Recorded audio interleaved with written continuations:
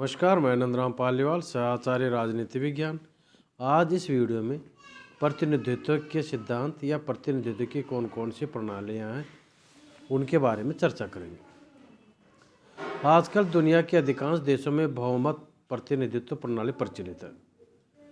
इसके अंतर्गत किसी भी निर्वाचन क्षेत्र से वही प्रत्याशी विजयी घोषित किया जाता है जिसको सबसे ज़्यादा मत मिलते हैं। लेकिन इस प्रणाली के तीन भयंकर दोष हैं। पहला दोष है, इसमें अल्पसंख्यकों को उचित प्रतिनिधित्व नहीं मिलता। दूसरा दोष है, किसी दल के निर्वाचन परिणाम का और व्यवस्थापिका में उसकी संख्या का कोई परस्पर संबंध नहीं रहता। और तीसरा दोष है, अल्पमतीय सरकारों का निर्माण होता है इससे। उदाहरण के लिए ले लीजिए आप लोग, जैसे मान लीजिए किसी भी संसदीय क्षेत्र में 5 उम्मीदवार खड़े हुए हैं और उस संसदीय क्षेत्र में कुल 15 लाख मत हैं और 15 लाख में से वैध मत 10 लाख पड़े।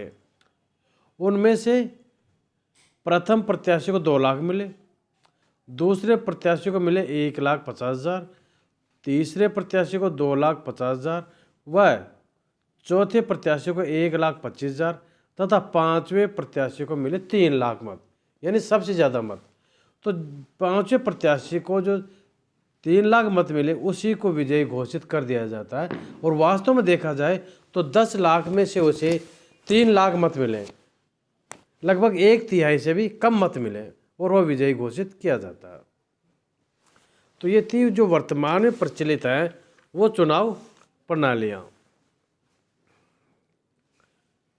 अधिकांश देशों में एक सदस्य निर्वाचन क्षेत्रों की प्रथा प्रचलित है और इस प्रणाली का सबसे गंभीर दोष है कि इसमें अल्पमत अथवा अल्पसंख्यकों को उचित प्रतिनिधित्व नहीं प्राप्त होता। इस दोष को दूर करने के लिए निर्वाचन की अनेक विधियां निकली हैं जिनका विभिन्न देशों में प्रयोग किया जाता है। उनमें से कुछ प्रणालियां हैं जिनकी हम यहाँ पर चर्चा करेंगे। जैसा कि आपकी स्क्रीन पर दिख रहा है, पहली प्रणाली है द्वितीय मत प्रणाली। इस पद्धति के अधीन यह अपेक्षा की जाती है कि सफल उम्मीदवार को डाले गए मतों का 50% से अधिक भाग प्राप्त करना चाहिए, यानी कुल मतों का आधा। इस प्रणाली के अंतर्गत एक क्षेत्र से चुनाव में यदि 3 या अधिक उम्मीदवार हैं और उनमें से किसी को भी यदि पूर्ण बहुमत प्राप्त नहीं होता है तो अधिक मत प्राप्त करने वाले प्रथम 2 उम्मीदवारों के बीच दोबारा निर्वाचन कराकर विजय का निर्णय किया जाता है। जैसे मान लीजिए किसी भी चुनाव क्षेत्र में 1000 मतों में से एक को मिले 400 मत, दूसरे को 350 और तीसरे को मिले 250 मत। अब स्पष्ट बहुमत 1000 में से 501 होता है जो किसी भी प्रत्याशी को नहीं हुआ। ऐसी स्थिति में प्रथम 2 एक और दूसरे के मध्य क्षेत्र में पुनः मतदान कराकर निर्णय किया जाएगा और दोबारा होने वाले निर्वाचन में जो बहुमत प्राप्त करेगा वही विजयी घोषित होगा। फ्रांस के राष्ट्रपति निर्वाचन में इस प्रणाली को अपनाया गया है। दूसरी प्रणाली है वैकल्पिक मत प्रणाली। इसमें निर्वाचन क्षेत्र एक सदस्य वाला रहता, परंतु चुनाव के लिए पूर्ण बहुमत आवश्यक होता है।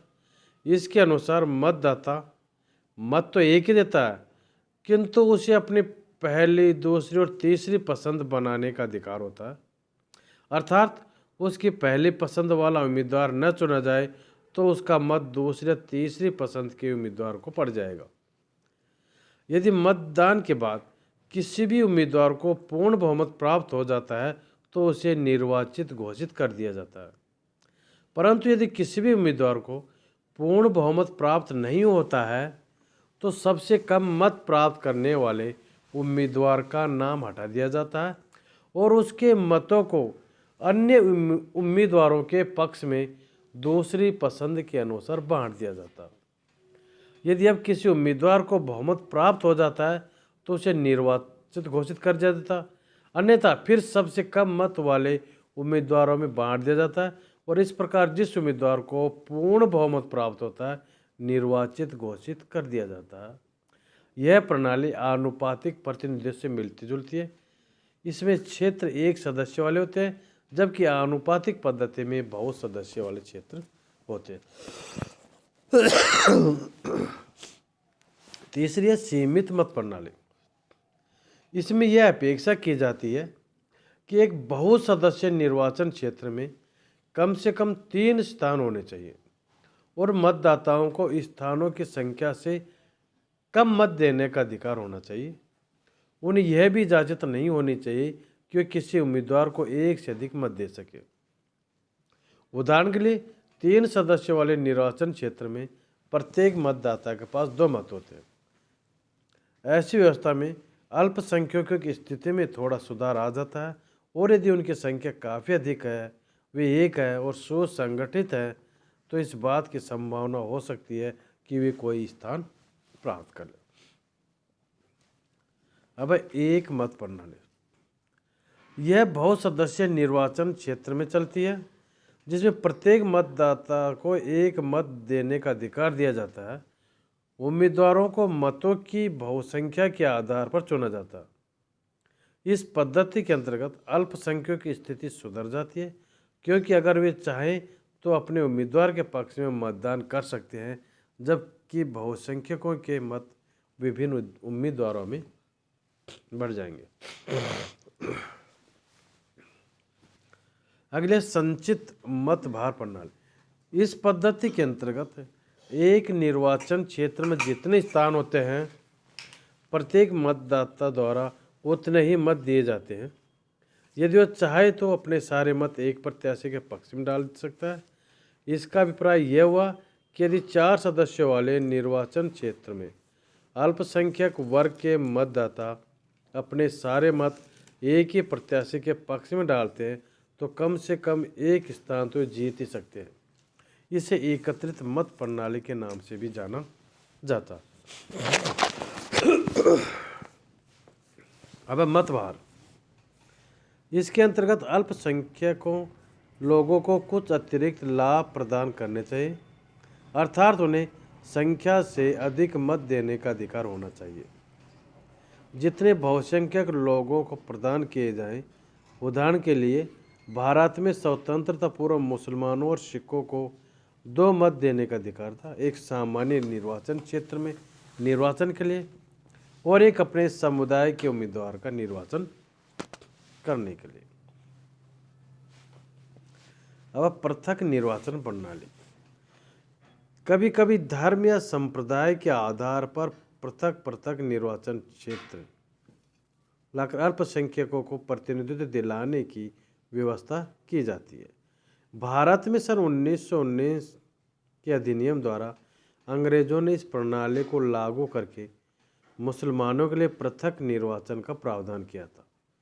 इस प्रणाली के अंतर्गत विधानमंडल में संप्रदायों के अनुसार स्थानों का बंटवारा कर दिया जाता है। एक संप्रदाय के मतदाता अपने संप्रदाय के उम्मीदवार को ही मत दे सकते हैं। अब व्यावसायिक प्रतिनिधित्व। प्रादेशिक प्रतिनिधित्व पद्धति के अधिक अच्छे और प्रभावपूर्ण विकल्प के रूप में अनेक राजनीति शास्त्रियों ने व्यावसायिक या प्रकार्यात्मक पद्धति का सुझाव दिया। व्यावसायिक प्रतिनिधित्व का आधार पेशा या व्यवसाय होता है, न कि प्रादेशिक क्षेत्र। इस प्रणाली के समर्थक प्रादेशिक प्रणाली की तीव्र आलोचना करते हुए कहते हैं कि प्रादेशिक प्रणाली लोगों का सच्चा प्रतिनिधित्व नहीं करती है।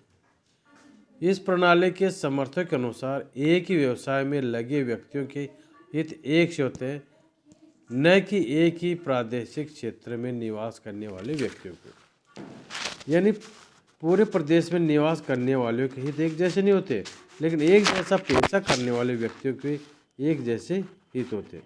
इस विचार का बुनियादी आधार यह है कि सामाजिक, आर्थिक और व्यावसायिक समूह को राष्ट्रीय विधानसभा में स्थान दिया जाना चाहिए, क्योंकि इनके अपने विशेष हित होते। निर्वाचन पद्धति का बुनियादी आधार वृत्ति या पेशा होना चाहिए। श्रमिकों का प्रतिनिधित्व श्रमिक वकीलों का प्रतिनिधित्व वकील और डॉक्टरों का प्रतिनिधित्व डॉक्टर ही करें, तभी देश में सच्चा लोकतंत्र स्थापित होगा।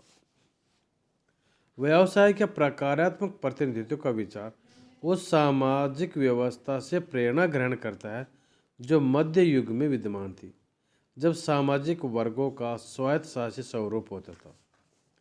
गिल्ड समाजवादियों ने इसे नए रूप में प्रस्तुत किया। डुग्वी ने कहा कि विभिन्न गुटों को प्रतिनिधित्व प्रदान करके जन इच्छा को उपयुक्त अभिव्यक्ति प्रदान की जा सकती है। सिडनी वेब और ब्रिटिश वेब जैसे प्रसिद्ध अंग्रेज फेबियनों ने यह सुझाव दिया है कि ब्रिटेन के समाजवादी राष्ट्रमंडल के लिए एक नया संविधान बनाया जाना चाहिए जिसका आधार प्रकार्यात्मक हो।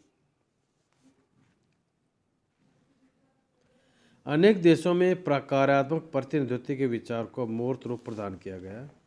पूर्व सोवियत संघ में प्रतिनिधित्व की प्रादेशिक प्रणाली के स्थान पर ऐसी पद्धति की स्थापना की गई जिसका आधार अखिल रूसी कांग्रेस का वह व्यावसायिक सिद्धांत था जिसमें खानों के श्रमिक, लोहार, कृषक, व्यावसायिक व्यक्ति और अन्य वर्गों को प्रादेशिक क्षेत्रों का ख्याल किए बिना अपने प्रतिनिधि चुनने की अनुमति दी गई थी।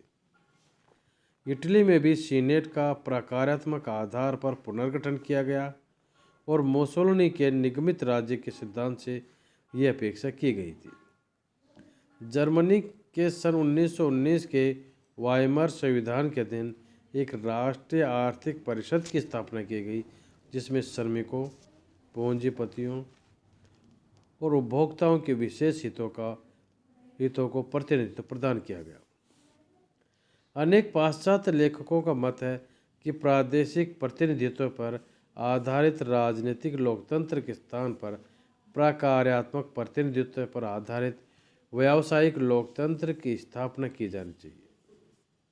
Webs, Graham Wallace, William McDonald, H Street आदि विद्वानों का विचार है कि विधायिका के 2 सदन होने चाहिए और यदि निम्न सदन का संगठन प्रादेशिक प्रतिनिधित्व के आधार पर हो रहा है तो उच्च सदन का गठन व्यावसायिक प्रतिनिधित्व के आधार पर होना चाहिए। ये थी व्यावसायिक प्रतिनिधित्व, लेकिन कुछ विद्वानों ने व्यावसायिक प्रतिनिधित्व की आलोचना भी की है। पहली आलोचना है किसमें राष्ट्र हितों की उपेक्षा। इसके फलस्वरूप राष्ट्रीय विधायिका वर्गीय और विशेष हितों की सभा बन जाएगी और ये प्रतिनिधि राष्ट्र हितों का उचित ध्यान नहीं रखेंगे। दूसरा, राष्ट्रीय प्रभुसत्ता का ह्रास। व्यावसायिक प्रतिनिधित्व सामाजिक गुटों की स्वायत्तता पर अधिक बल देता है जो राज्य के सर्वोच्च सत्तात्मक प्राधिकरण के लिए संभावित चुनौती बन जाती है। राष्ट्रीय एकता के लिए संकट। व्यावसायिक प्रतिनिधित्व प्रणाली में हितों की एकता नहीं होती है। विभिन्न हितों के होने से उनमें परस्पर संघर्ष की संभावना बनी रहती है। फिर विभिन्न व्यवसायों के प्रतिनिधि केवल अपने ही व्यवसाय के संकुचित दायरे में सोचते हैं। यदि जन प्रतिनिधि अपने संकुचित व्यावसायिक हितों को अधिक महत्व देंगे तो राष्ट्रीय एकता के लक्ष्य को प्राप्त करना कठिन हो जाएगा। मानवीय जीवन के अन्य पक्षों की उपेक्षा। व्यावसायिक प्रतिनिधित्व से आर्थिक पक्ष का प्रतिनिधित्व तो ठीक हो जाएगा किंतु मानव जीवन के अन्य पक्षों की उपेक्षा होती रहेगी। 5वां, व्यवहारिक कठिनाइयाँ। इस पद्धति के क्रियान्वयन अनेक व्यवहारिक कठिनाइयाँ हैं। जैसे अभी तक कोई सर्वसम्मत योजना नहीं बनी है जिसके अंतर्गत विभिन्न वृत्तियों के लोगों को प्रतिनिधि दिया जाए। मजदूरों और मिल मालिकों किस आधार पर प्रतिनिधि दिया जाए। अधिकतर स्त्रियां गृह कार्य में लगी रहती हैं, उन्हें प्रतिनिधि दिया जाए या नहीं, और यदि दिया जाए तो किस आधार पर। दूसरा, अनेक व्यक्ति एक साथ कई व्यवसाय करते हैं और अनेक व्यक्तियों का कोई भी निश्चित व्यवसाय नहीं होता। ऐसी स्थिति में व्यवसाय के आधार पर प्रतिनिधि देना कठिन होगा। इस प्रथा में एक बड़ी समस्या का ये भी सामने आती है कि व्यक्ति अपने व्यवसाय में परिवर्तन करते रहते हैं और यह विचार करना कठिन हो जाता है कि उनके विषय में क्या करना चाहिए। संक्षेप में ये कह सकते हैं कि व्यावसायिक प्रतिनिधित्व विधायिका को परस्पर विरोधी प्रकारात्मक गुटों का दंगल बना देता है जिसके परिणाम स्वरूप वर्गगत हित राष्ट्र हितों पर हावी हो जाते हैं। यह भी बहुत कठिन कार्य है कि सभी आर्थिक और सामाजिक व्यवसायों की गणना की जाए और उनके बारे में पर्याप्त प्रतिनिधि की बात सोच जाए। कोकर और रोडी आर्थिक और व्यावसायिक गुटों के आधार पर प्रतिनिधित्व की योजना की निंदा करते हुए इस बात की ओर संकेत करते हैं कि ऐसे गुट अपनी संयोजना में अनिश्चित और अस्थायी होते हैं। कई आवश्यक व्यवसाय मूलभूत राजनीतिक प्रश्नों के संबंध में किन्हीं विशिष्ट स्थितियों का निर्माण नहीं करते। धन्यवाद।